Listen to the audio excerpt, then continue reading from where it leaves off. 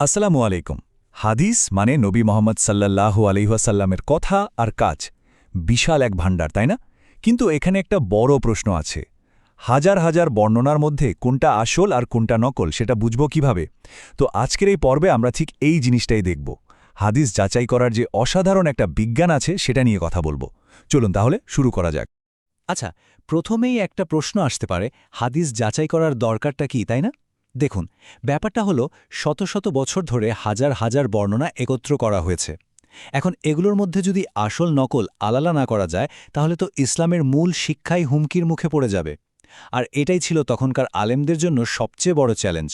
তো আসল প্রশ্নটা হলো, নবীর নামে যে হাজার হাজার কথা প্রচলিত, তার মধ্যে কোনটা আসলেই তার কথা, সেটা আমরা জানব কিভাবে? ঠিক এই একটা প্রশ্ন থেকেই কিন্তু জন্ম হয়েছে পুরো হাদিস বিজ্ঞানের। আর এই সমস্যার সমাধানটা হলো ক্লাসিফিকেশনের একটা খুবই ইঞ্জিন বিজ্ঞান। ব্যাপারটা অনেকটা আজকের দিনের কোনো ইনভেস্টিগেশনের মতো। ঠিক যেভাবে সাক্ষ্য প্রমাণ ধরে ধরে যাচাই করা হয়, এখানেও প্রত্যেকটা বর্ণনাকে তার উৎস পর্যন্ত ট্রেস করে দেখা হয় যে এটা কতটা খাঁটি। এই যে যাচাই করার পদ্ধতি, এর মূলে আছে 4টা লেভেল, মানে গ্রহণযোগ্যতার 4টা স্তর। আর এই লেভেলগুলো দিয়েই ঠিক করা হয় একটা হাদিসের মান কেমন। চলুন একটা একটা করে দেখে নেওয়া যাক। তো সবার প্রথমে একেবারে টপ লেভেলে আছে সহিহ। আচ্ছা, সহিহ হাদিস মানে কি? মানে হলো এর যে বর্ণনাকারীদের চেইন, যাকে সনদ বলা হয়, সেটা একদম পারফেক্টলি কানেক্টেড। প্রত্যেকটা বর্ণনাকারী ভরসাযোগ্য, আর বর্ণনার মধ্যে কোনো গোপন খুঁত বা অন্য কোনো বর্ণনার সাথে কোনো কন্ট্রাডিকশন নেই। সোজা কথায় এটাই হলো অথেন্টিসিটির সর্বোচ্চ লেভেল। একটা খুব পরিচিত উদাহরণ দিই। আমরা সবাই শুনেছি সব কাজ নিয়তের ওপর নির্ভর করে। এই হাদিসটা কিন্তু একটা পারফেক্ট সাহি হাদিসের উদাহরণ। ইমাম বুখারী এবং মুসলিম দুজনেই এটা বর্ণনা করেছেন, আর এটা তো ইসলামের একটা মূল ভিত্তি। তাহলে বটম লাইনটা কি?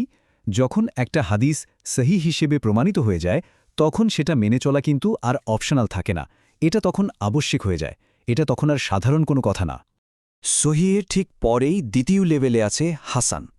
হাসান হাদিসও কিন্তু বেশ শক্তিশালী আর নির্ভরযোগ্য। কিন্তু এখানে একটা ছোট্ট পার্থক্য আছে।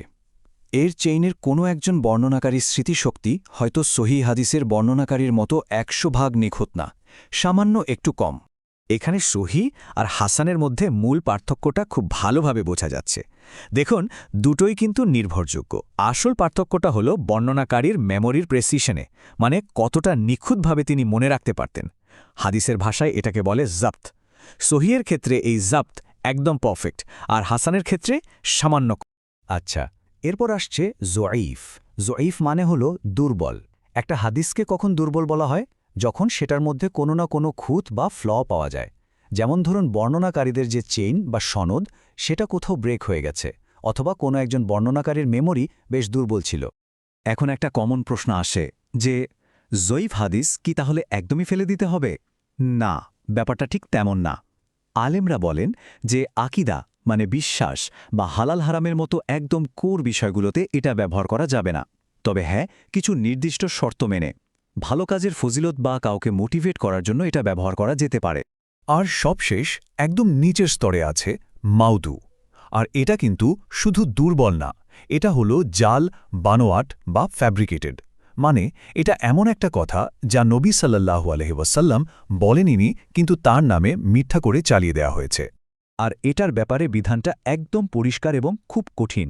একটা মাউদু বা জাল হাদিস বর্ণনা করা কিংবা সেটার উপর আমল করা, দুটোই পুরোপুরি হারাম। কারণটা সহজ, এটা সরাসরি নবীর নামে মিথ্যা বলার মতো একটা মারাত্মক অপরাধ। তো আমরা লেভেলগুলো তো জানলাম, কিন্তু প্রশ্ন হল, আলেমরা কিভাবে ঠিক করেন কোনটা সহি, কোনটা হাসান বা কোনটা জয়ীফ? আচ্ছা, এর জন্য তারা মূলত দুটো জিনিস দেখেন। এক, সনদ, মানে বর্ণনাকারীদের পুরো চেইনটা। আর দুই, রাবি, মানে চেইনের প্রত্যেকটা বর্ণনাকারী নিজে। আসলে প্রত্যেকটা হাদিসের দুটো পার্ট থাকে। একটা হলো মতন, মানে মূল টেক্সটটা, আর আরেকটা হলো সানাদ, মানে কারা কারা এটা বর্ণনা করেছেন তাদেরই লিস্ট। আর এই সানাদি হচ্ছে ভেরিফিকেশনের আসল চাবিকাঠি। এখানে একটা পারফেক্ট সনদের ছবিটা দেখুন। নবী সাল্লাল্লাহু আলাইহি ওয়াসাল্লাম থেকে শুরু হয়ে সাহাবী, তারপর তাবেই, তারপর তার পরের বর্ণনাকারী হয়ে একদম সংকলক, যেমন ইমাম বুখারী পর্যন্ত। চেইনটা কোথাও ভাঙেনি, একদম কানেক্টেড। এই ধরনের অবিচ্ছিন্ন চেইনকে বলা হয় মুত্তাসিল সনদ। আর এবার দেখুন একটা ব্রোকেন চেনের উদাহরণ। খেয়াল করে দেখুন মাঝখানে একটা মিসিং লিঙ্ক আছে, মানে সংযোগটা ছিন্ন হয়ে গেছে। এরকম ভাঙা চেইনকে বলা হয় মনকাতি। আর সনদে এরকম ব্রেক থাকা মানেই হাদিসটা দুর্বল হয়ে গেল।